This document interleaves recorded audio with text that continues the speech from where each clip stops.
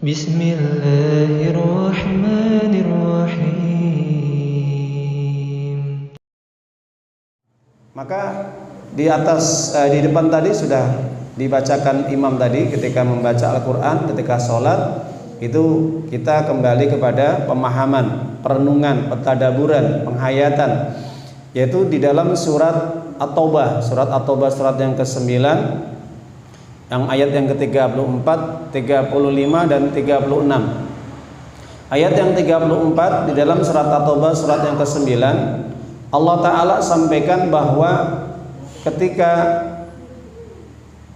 orang-orang yang alim, orang-orang yang pandai tentang kitab Taurat, meskipun ayat ini menceritakan tentang ulama-ulama Bani Israel, ya, ulama-ulama dari kaum Yahudi, yang dimana ulama-ulama dari kaum Yahudi ini ataupun para alim ulama dari kaum Yahudi ataupun para pendeta-pendeta dari orang-orang Nasrani itu dikatakan oleh Allah Subhanahu wa taala kebanyakan mereka kata Allah adalah yaitu mereka suka menipu, mereka suka curang, mereka suka menutupi kebenaran, mereka mengambil keuntungan dunia dengan menjual agamanya, sehingga dikatakan mereka adalah layak kuluna amwalanasi bil batil, ya, mereka makan harta dengan cara yang batil, ya, maka Allah katakan ya ayyuhalladzina amanu inna katsirum minan nas, ya, inna katsirum minal ahbari wa rubbani la ya'kuluna amwalan nasi bil batil. Hai orang-orang yang beriman, kebanyakan para alim ulama Yahudi dan para pendeta orang-orang Nasrani ini mereka berani mengambil harta dengan cara yang batil. Ibnu Katsir, Imam Tabari, ya, dan juga termasuk Imam Qurtubi dan juga ulama-ulama yang lain sampai ulama sekarang ketika menjelaskan ayat ini, bahkan kebiasaan ulama-ulama, orang-orang atau tokoh-tokoh agama dari kaum Yahudi maupun Nasrani, baik mereka rahib atau pendeta, alim ulama dan yang lainnya, apapun labelnya mereka mengerti, paham tentang kitab Taurat, mengerti tentang kitab Injil, maka mereka menjual ayat-ayat Allah, menjual agama dengan keuntungan dunia. Dengan cara apa? Memakan harta manusia dengan cara yang batil, ya. Maksudnya memakan harta dengan cara batil bagaimana? Mereka menerima suap, mereka menerima kecurangan-kecurangan dari orang yang melakukan transaksi riba, mereka menerima harta-harta dari yang haram, dari pencurian, perampokan, korupsi dan yang lain pada saat itu, atau suap menyuap. Mereka juga menerima penghalalan, ya, tentang binatang-binatang yang haram dimakan seperti babi dan semisalnya, ya. Mereka menghalalkan khamr dan semisalnya, perzinaan dan semisalnya. Jadi para jamaah Bapak Ibu yang dimuliakan oleh Allah, ulama-ulama ini berusaha untuk memelintir-melintir ayat, menutup-nutupi kebenaran, menyelewengkan kebenaran demi tujuan untuk meraih keuntungan dunia. Itu yang dimaksud mereka memakan harta dengan cara yang batil. Makanya kalau ada ulama sekarang yang berani mereka menyelewengkan ayat Allah, menutup-nutupi kebenaran yang bertujuan untuk mencari keuntungan dunia, menerima suap, menerima hasil dari yang haram, dari praktek riba, praktek perjudian, praktek perzinaan, minuman khamr, kemudian dengan melintir-lintir ayat atau merubah ayat-ayat Allah Subhanahu wa taala, mengganti hukum-hukum Allah, maka ini jelas persis bagaimana kaum Yahudi, ulama dari kaum Yahudi, ya, sebagaimana yang dikatakan oleh Sufyan bin Uyainah, kalau ada kerusakan dari kalangan ulama-ulama kami, kata Sufyan bin Uyainah, yang berilmu, yang mereka merusak agamanya dengan cara-cara yang tidak dibenarkan oleh agama, mencari keuntungan dunia dengan menjual ayat-ayat Allah, menutupi kebenaran, menyembunyikan yang hak, persis bagaimana kaum Yahudi atau ulama ya Yahudi. Nah itu. Nah, yang kedua, Allah sampaikan kepada kita selain penjelasan tentang rusaknya ulama-ulama Yahudi, tokoh-tokoh dari orang-orang selain agama Islam ataupun orang-orang Nasrani yang mereka suka makan barang yang batil, barang yang haram, maka dijelaskan di dalam ayat ini adalah yaitu ancaman bagi siapapun yang suka menyimpan emas dan perak, tidak mengeluarkan zakat atau di jalan Allah Subhanahu wa taala. Mereka tidak mengeluarkan hartanya di jalan Allah, menyimpan-nyimpan, menumpuk-numpuk emas dan peraknya ataupun uangnya. Padahal sudah ada kewajiban zakat harta.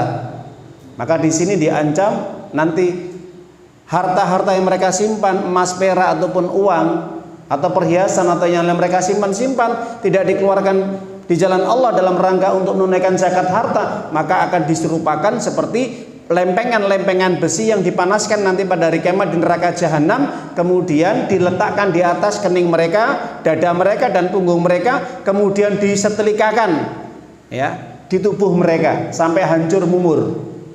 Itu orang yang suka menyimpan-nyimpan harta emas, uang ataupun perhiasan atau semisalnya, yang seharusnya mereka sudah ada kewajiban untuk zakat harta. Makanya Allah katakan walladzina yaknizuna dzahaba wal fiddata wal yunfiquna fi sabilillah fabashshirhum bi'adzabin alim. Orang-orang yang suka menyimpan emas peraknya dan tidak mengeluarkan zakat harta di jalan Allah, maka kabar gembira kepada mereka. Beritahukan kepada mereka Muhammad bahwa mereka mendapatkan kabar berupa siksa yang pedih bagi mereka. Yauma yuhma 'alaihi fi nari jahannam fatuwa biha jibahum wa junubum wa durhum hadza ma kanastum anfusikum ya bima kuntum taknizun. Jadi kata Allah, nanti pada hari kiamat mereka akan disetelika dengan apa? Besi yang dipanaskan, yang itu dulu semasa di dunia itu adalah emas perak yang mereka simpan, tidak dikeluarkan untuk zakat harta. Makanya ini penting Bapak Ibu, bagi orang yang kikir, bakhil, melirit, metakil, tidak mau bersedekah, tidak mau berinfak, sama sebenarnya juga kena ayat ini. Mereka suka mengumpulkan harta, mereka iman untuk bersedekah, mereka tidak untuk membantu orang-orang yang memang membutuhkan, atau mereka menyimpan-nyimpan harta tadi untuk dikumpul-kumpulkan supaya ajang untuk pamer. Mereka juga ingin supaya dianggap orang yang kaya raya, sukses dan sebagainya, padahal mereka sebenarnya adalah orang yang kikir, orang yang bakhil. Maka persis Allah katakan wailul likulli humazatil lumazah alladzi jama'a malau wa addada yasabu anna malahu akhlada kalla la yumbadanna fil hutama wa ma adraka mal hutama narullahil muqadah, dan seterusnya sampai akhir. Surat ini al-humazah atau lumazah, celaka bagi mereka suka mengumpat, mencaci maki saudaranya atau orang lain, termasuk orang-orang yang suka mengumpul-kumpulkan harta, emas, perak, uang supaya untuk dibangga-banggakan, dipamer-pamerkan, untuk kesombongan. Bahkan menganggap harta yang mereka kumpulkan itu bisa membuat dirinya itu bahagia, nyaman, tenang, kekal, bisa hidup panjang di dunia ini. Padahal tidak, kata Allah, tidak. Kala layum badan nafil khutamah, sekali-kali tidak. Harta yang mereka kumpulkan akan bisa menyebabkan menjadi bahan api neraka nanti pada hari kiamat di neraka hutomah. Mereka akan dicemplungkan, dimasukkan ke dalam neraka hutomah. Jadi pesan ketiga di dalam surat atau ayat yang ke-35 tadi yang dibacakan imam tadi, maka jelas itu peringatan keras bagi siapapun yang suka menyimpan-nyimpan, mengumpulkan harta, emas, perak, uang, perhiasan dan semisalnya yang seharusnya sudah dikeluarkan zakat harta tapi tidak dikeluarkan. Atau juga mereka yang tidak mau bersedekah atau berinfak. Mereka orang yang kikir, eman ya, untuk kebaikan-kebaikan, untuk amal soleh, tapi itu sulit untuk dikeluarkan, berat untuk dikeluarkan. Tapi untuk maksiat mereka senang dikeluarkan hartanya ya, untuk membantu kemaksiatan, perbuatan dosa, kejahatan dan yang lainnya. Naudzubillah. Yang ketiga pesan, ini yang akan menjadi pembahasan kita utama. Allah katakan bahwa ketika Allah menciptakan bulan ada 12 bulan hitungannya, maka dari 12 bulan itu ada 4 bulan yang memang bulan itu dikeramatkan, disucikan, diagungkan oleh Allah. Inna iddatash syuri inna asra syahran fi kitabillahi yauma khalaqas samawati wal arda minha arba'atun hurum. Yang dimana 4 bulan yang haram, maksudnya haram itu di sini bukan kok bulan itu haram untuk orang melakukan aktivitas, bukan, tapi haram melakukan berbagai kejahatan, kezaliman, kemungkaran, maksiat. Maka Ibnu Katsir ketika menafsirkan ayat ini bahwa ketika orang sudah memasuki 4 bulan ini, apa saja Pak Bu? Karena Nabi Muhammad SAW 4 bulan itu apa? Bulan Rajab, bulan Zulqa'dah, bulan Zulhijjah dan bulan Muharram, 4 bulan. Perhatikan ya, kita ingat-ingat ya. Maka 4 bulan ini, yang ketika manusia berada dalam 4 bulan ini sampai dia melakukan perbuatan dosa, maksiat, kemungkaran, maka Ibnu Katsir mengatakan dosanya lebih besar daripada di bulan-bulan yang lain. Dosanya lebih besar, jadi berlipat-lipat, Pak. Semono uga begitu juga ketika orang melakukan kebaikan, ketaatan, amal solih, maka pahalanya lebih besar daripada bulan-bulan yang lain. Ya, jadi bisa berlipat-lipat, masya Allah. Makanya para jamaah Bapak Ibu, kita memasuki di bulan Dzulhijjah ini jangan pernah kita sia-siakan umur kita, waktu kita, hidup kita hanya untuk bersantai-santai, habis dengan urusan yang tidak bermanfaat, urusan dunia yang melalaikan, bahkan terjerumus dalam perbuatan dosa dan maksiat. Ya, kita menyanyikan waktu kita. Maka ini perlu jadi perhatian kita para jamaah Bapak Ibu. Maka dari sini kita bisa memahami ketika Allah turunkan bulan Rajab, bulan Zulqa'dah, bulan Zulhijjah dan bulan Muharram ini tujuannya untuk apa? Untuk membersihkan dosa-dosa kita. Jadi kesempatan kita untuk beramal solih. Ya. Kemarin kita masuk bulan Zulhijjah, Zulqa'dah, maaf, kita masuk Zulqa'dah, sekarang masuk Zulhijjah. Muharram berurutan 3 bulan berturut-turut, bayangkan Pak Bu. Kesempatan kita untuk apa? Kesempatan kita untuk mendulang pahala. Kesempatan kita untuk bertobat kepada Allah Subhanahu wa taala, mensucikan diri kita. Makanya kesempatan kita di bulan suci ini maka hendaknya kita gunakan untuk perbanyak ibadah kepada Allah. Akan silakan kita kupas nanti keutamaan 10 hari di awal bulan Dzulhijjah insyaallah sedikit ya sebagai tambahan. Maka para jamaah Bapak Ibu, pesan Allah di dalam surat At-Taubah 36 ini yang dibacakan tadi di dalam sholat tadi, bahwa ada kesempatan kita untuk memuliakan 4 bulan ini. Maka dari 4 bulan ini dikerucutkan ada 1 bulan yang paling agung, yang paling istimewa. Apa itu? Bulan Dzulhijjah. Kenapa dinamakan Dzulhijjah? Karena di situ bulannya orang yang melaksanakan ibadah haji. Makanya dikatakan Dzulhijjah, hajjatun, ya. Ya, jadi kata-kata hijjah itu apa? Al-hajj. Maka para jamaah terkait dengan bulan Dzulhijjah itu keterkaitan hubungannya dengan orang melaksanakan ibadah haji. Betul nggak betul ya? Betul ya. Makanya disitulah istimewanya, keutamanya. Di samping ada hubungannya dengan orang melaksanakan ibadah haji, juga ada hubungannya dengan korban atau udhiyah. Baik, para jamaah Bapak Ibu yang dimuliakan oleh Allah SWT, 10 hari di awal bulan Dzulhijjah. Apa sih istimewanya? Apa sih keutamaannya? Baik, akan kita kaji sedikit.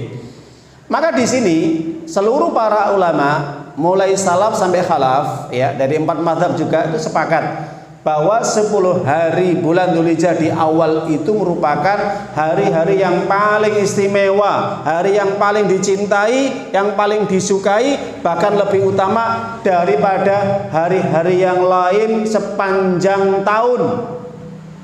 Masya Allah. Mana dalilnya?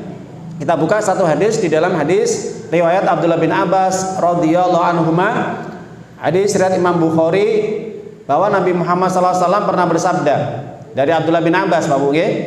Apa kata Nabi? Ma min ayyamin al-amalu as-salih fihin abu ila ta'ala min hadhihi al-ayyam, yakni ya ayyamul ashr. Nabi mengatakan dalam hadis ini, tidak ada di mana ketika Allah berikan hari-hari yang dimana ketika orang melaksanakan amal-amal kebaikan, amal solih pada hari-hari tersebut, yang dimana Allah akan betul-betul mencintainya. Jadi naik level Pak.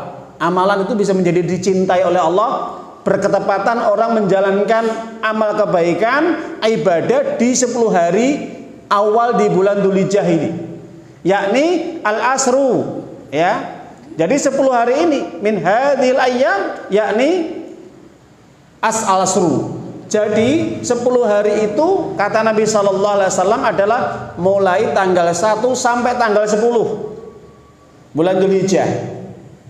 Di dalam riwayat yang lain ya, a'dhamu wa ahabu ilallah min hadhil ayyam, yakni al-asru ayyam. Amal yang paling agung, amalan yang paling dicintai oleh Allah, yang paling utama, di mana ketika seseorang melaksanakan ibadah ketaatan 10 hari di awal di bulan Dzulhijjah. Masya Allah, sudah agung, sudah utama, pahalanya gede Pak Bu. Jadi kita sudah memasuki berapa hari? 4 hari ini, mulai Rebu ya. Kalau hitungannya Rebu ya, betul ya? Rebu, Kamis, Jumat, Sabtu. Tinggal berapa hari? Tinggal 6 hari Pak. Ya, jadi sampai hari Jumat ya. Kalau hitungannya hari Rebu tanggal 1 Dzulhijjah. Nanti terakhir pada hari Jumat, bertepatan hari Jumat sholat Idul Adha. Nanti akan kita kupas kalau ada waktu nanti. Ada 2 waktu yang istimewa yang berbarengan, sholat Jumat dan juga sholat Idul Adha atau Yaumun Nahr. Baik.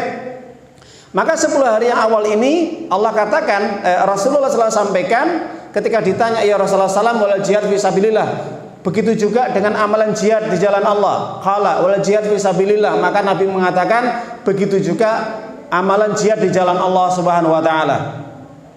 Jadi orang melaksanakan ketaatan ibadah di 10 hari pertama di bulan Dzulhijjah itu lebih utama, lebih dicintai daripada jihad di jalan Allah. Bagaimana Pak Bu? Istimewa enggak? Luar biasa istimewanya. Illa, kata Nabi, illa kecuali rajulun kharaja bi nafsi wa malihi falam yarji min dzalika bi syai'in.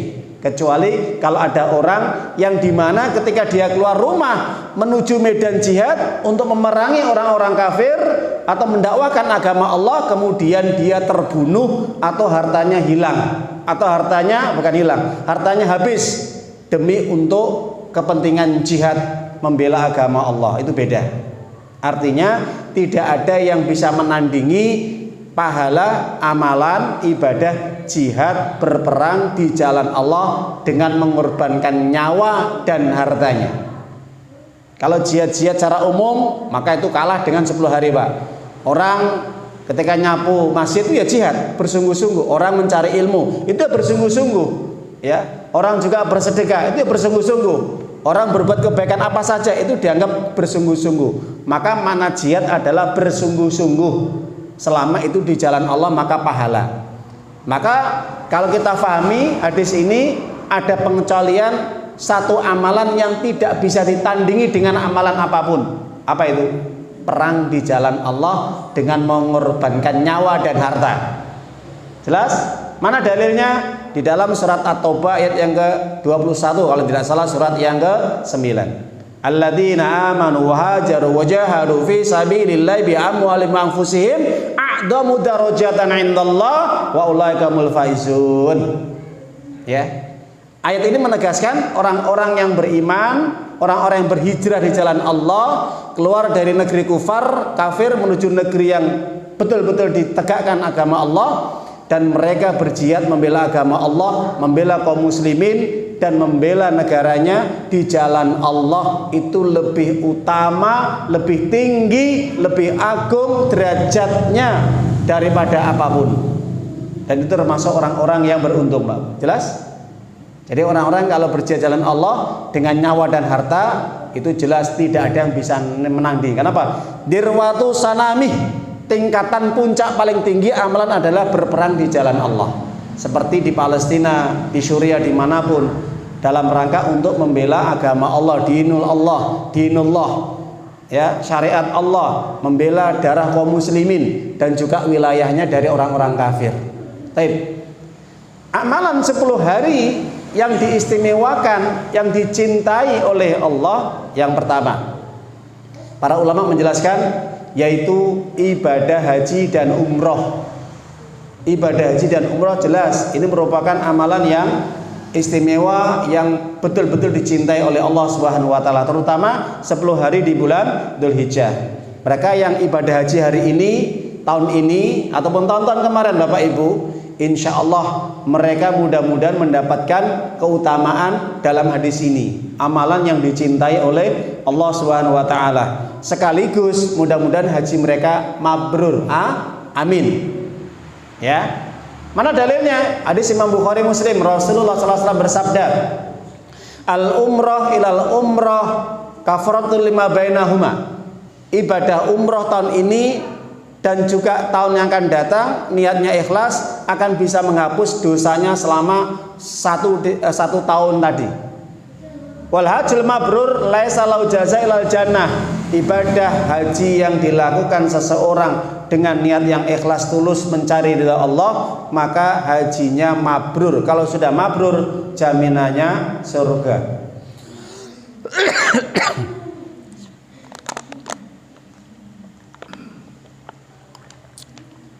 Jadi para jamaah Bapak Ibu, kriteria orang yang haji mabrur yang bagaimana? Para ulama menjelaskan, haji yang mabrur itu syaratnya adalah hajinya atau umrohnya karena Allah. Jelas ya? Mana dalilnya? Surat Al-Baqarah 195. Allah katakan di dalam ayat tersebut, 196. Allah katakan, wa atimul hajja wal umrata lillah. Maka sempurnakan ibadah haji dan umrohmu karena hanya mencari ridho Allah. Yang kedua, ibadah hajinya itu betul-betul dijalankan, dilaksanakan sesuai dengan tata cara yang diajarkan oleh Nabi. Nabi mengatakan dalam hadis Imam Bukhari, khudh anni manasikakum, ambillah, contohlah dariku tata cara ibadah haji atau manasik. Yang ketiga, tidak dirusak dengan amalan-amalan yang buruk, ya, seperti suka mencaci maki, menghina, mengolok-olok, mengfitnah, atau melakukan amalan-amalan yang bertentangan dengan Quran dan Sunnah alias bid'ah, kufur, syirik, ya. Dan juga tidak berbicara yang menimbulkan birahi ataupun porno ataupun menimbulkan syahwat yang bisa merusak ibadah hajinya selama di Mekah ataupun di Madinah sampai dia pulang. Dan juga tidak melakukan amalan-amalan yang dimana itu nanti menjadikan ibadahnya haji rusak, seperti mencuri, mengambil yang bukan haknya, mendolimi saudaranya dan yang lainnya, menyakiti saudaranya dan sebagainya. Lah itu. Makanya ibadah haji ini penting Pak Bu. Nah, karena menjaga niat itu yang paling berat, terutama nomor pertama. Kenapa? Kadang orang itu kalau tujuannya haji supaya dikatakan supaya Pak Haji atau Bu Haja, rusak sudah niatnya. Jelas ya? Maka ini merusak niat. Adalah Allah katakan, wa ma umiru illa liya'budullaha mukhlishina lahuddin. Allah memerintahkan setiap orang ketika beribadah itu harus betul-betul mukhlis. Apa mukhlis? Bersih dari segala kotoran hati.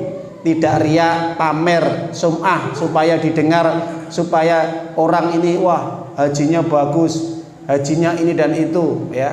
Jangan. Coba dipanggil nanti Pak Haji atau Bu Haja ketika pulang. Kalau tidak dipanggil nanti dia sewot, marah, getun lan sak piturute lah itu. Ya, hati-hati Pak. Yang menjaga niat ini paling berat. Dan juga tidak israf, boros. Maka orang kadang haji itu yang paling besar kadang-kadang biaya tasyakurannya. Tasyakur boleh, meskipun itu tidak disunahkan dalam proses ibadah haji, ya. Maka orang ketika pulang haji tidak ada, ya, kewajiban atau mungkin sunnah dalam syukuran. Kalau ada uang silakan, kalau enggak, ya tidak usah.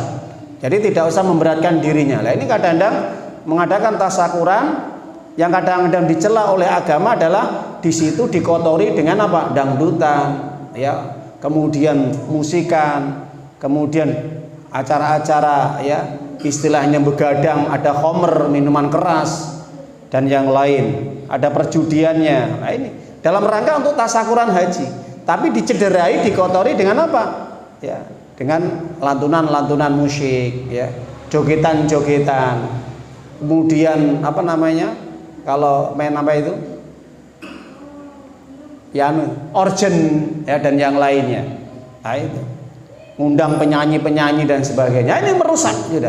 Merusak daripada keabsahan ibadah hajinya. Pahalanya ini bisa rusak, Pak.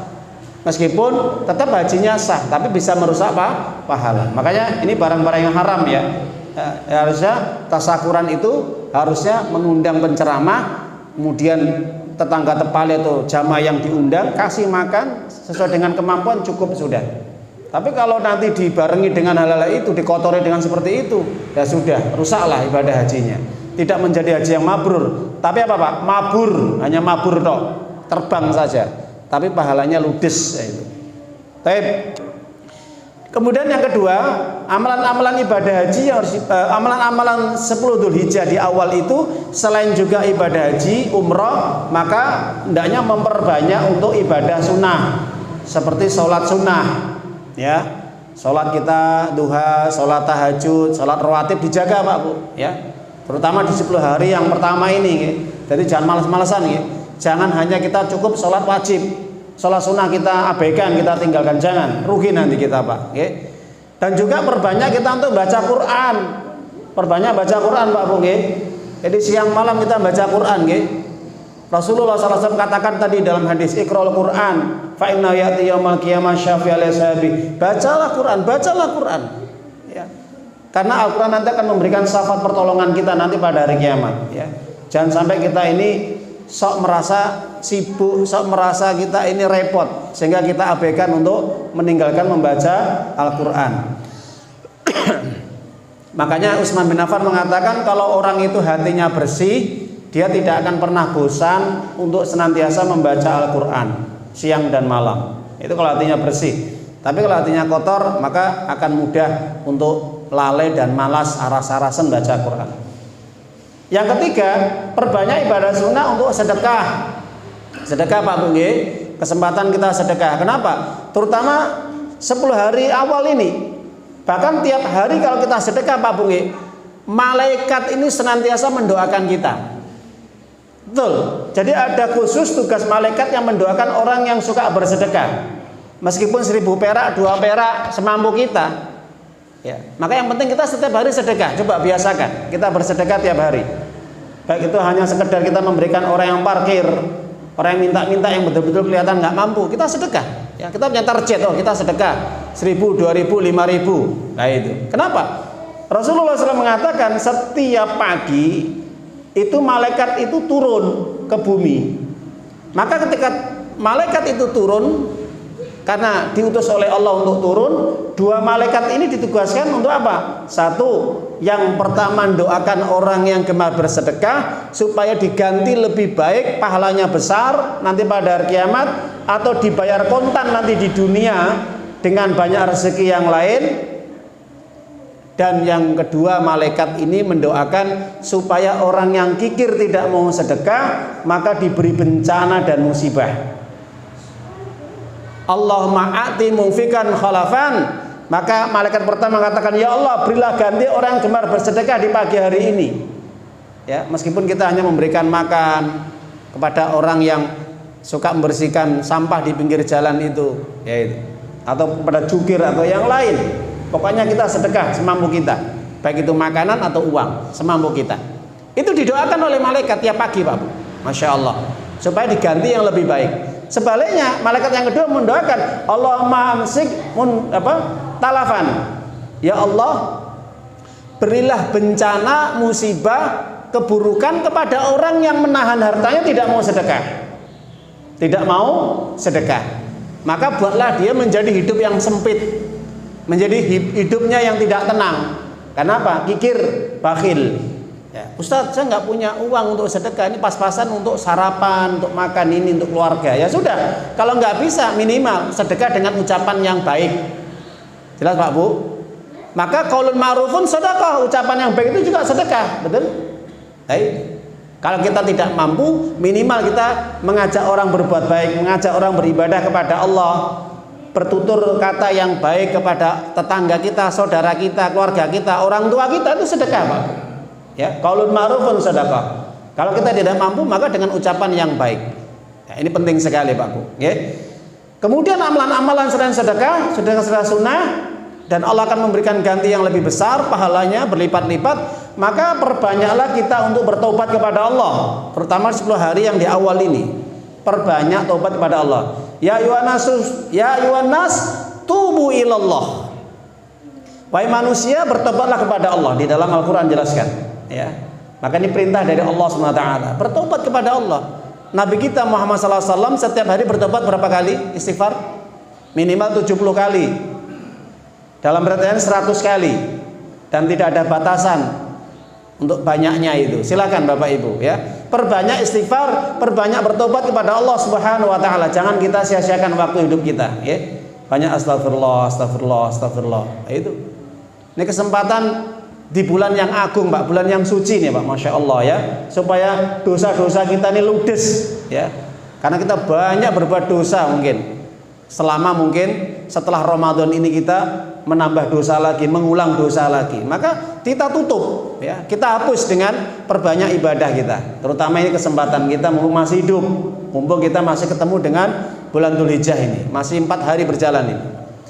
Di samping kita banyak bertobat, istighfar kepada Allah Subhanahu wa taala, perbanyak kita berzikir. Lah ini, zikir ini ada 2 cara ya. Ada zikir yang itu muqayyad, tidak terikat dengan waktu, dan yang terikat dengan waktu, yang mutlak, tidak terikat dengan waktu, yang muqayyad terikat dengan waktu. Maka 10 hari ini kita bisa zikir, mulai tanggal 1 kemarin kita bisa berzikir. Perbanyak apa? Tahlil, tahmid, takbir. Nabi mengatakan dalam hadis, fa'aksiru fihinna minat tahlil wa tahmid wa takbir. Perbanyaklah kalian ketika sudah memasuki bulan Dzulhijjah pada tanggal 1 sampai pada tanggal 10, ataupun ayyamut tasyrik ditambah 3 hari ayyamut tasyrik, hari tasyrik, perbanyak tahlil, tahmid, takbir. Makanya kalau kita lihat itu di video di wilayah Arab itu ya, di wilayah negara Arab itu, mereka berkeliling dengan mobil takbir, takbir keliling banyak. Allahu Akbar, Allahu Akbar, la ilaha illallah, wallahu akbar, Allahu Akbar, walillahil hamd. Kita naik motor, naik sepeda, jalan takbir, Pak. Ya, takbir. Abu Hurairah radhiyallahu anhu kebiasaannya itu kalau masuk 10 hari pertama itu masuk pasar takbir, masuk pasar, jalan, ya. Itu Abu Hurairah kebiasaan takbir dan dikeraskan sampai penghuni pasar itu semuanya dengar. Itu kebiasaan Abu Hurairah dan juga sahabat yang lain sebagaimana Ibnu Umar juga. Nah, ini sahabat Nabi, Pak. Jadi kebiasaan yang baik-baik ini, Pak ya, yang sunnah-sunnah ini kita jalankan. Kemudian selain kita tahlil, tahmid, takbir, maka perbanyaklah kita untuk apa? Perbanyaklah kita juga untuk ibadah puasa, saum. Mulai tanggal 1 sampai tanggal berapa? Sampai tanggal 8. Kecuali tanggal 9 itu khusus Yaumul Arafah. Maka boleh kita berpuasa selama 9 hari berturut-turut kalau itu ditambah dengan hari Arafahnya, puasa Arafahnya ya. Mulai tanggal 1 kemarin terus. Kalau nggak mampu ya 2 hari, 3 hari atau 4 hari silahkan. Kalau mampu ya 9 hari berturut-turut. Boleh Ustaz, boleh. Mana dalilnya? Dijelaskan di dalam hadis riwayat Hunaidah bin Khalid dari istrinya, menjelaskan istri Hunaidah bin Khalid bahwa mengetahui dari istri-istri para nabi Rasulullah SAW ini ya sumu tis'ah asrah. Nabi itu pernah berpuasa 9 hari di awal bulan Dzulhijjah. Ya, jadi ini dalilnya Pak Buge. Hadis ini dihasankan oleh Sa'albani. Silakan. Jadi kalau kita mau puasa mulai tanggal 1 kemarin silakan puasa sunnah. Tapi kalau kita niat misalkan hanya puasa Senin Kemis atau pas kita puasa 1 bulan ya mungkin kita ambil puasa Daud misalkan ya bertepatan dengan 9 hari nggak masalah. Nah, itu silakan, yang penting kita banyak puasa. Lah, puasa yang khusus yang utama ini adalah puasa 1 hari pada tanggal berapa? 9-nya pada hari Arafah. Makanya pahalanya besar sekali memang Bapak Ibu ya. Nanti kisah kesempatan tanggal 9 persiapan kita berpuasa sunnah yang kita ambil 1 hari ini. Rasulullah SAW mengatakan siyam Arafah, syamu yaumi Arafah atasibu Allah kafirasana allati qablahu wasanati allati ba'dahu. Puasa 1 hari pada hari Arafah, mudah-mudahan aku berharap kepada Allah bisa mengampuni dosa-dosa yang telah lalu dan akan datang. Masya Allah, dosa-dosa tahun yang telah lalu dan akan datang. 2 tahun Pak, cuman 1 hari itu puasa yang betul-betul istimewa hanya 1 hari. Baik, jadi para jemaah ibu itu yang disampaikan oleh Nabi Sallallahu Alaihi Wasallam. Kita adzan dulu, silakan. Ya ayyuhalladzina amanu ittaqullaha haqqa tuqatih wa la tamutunna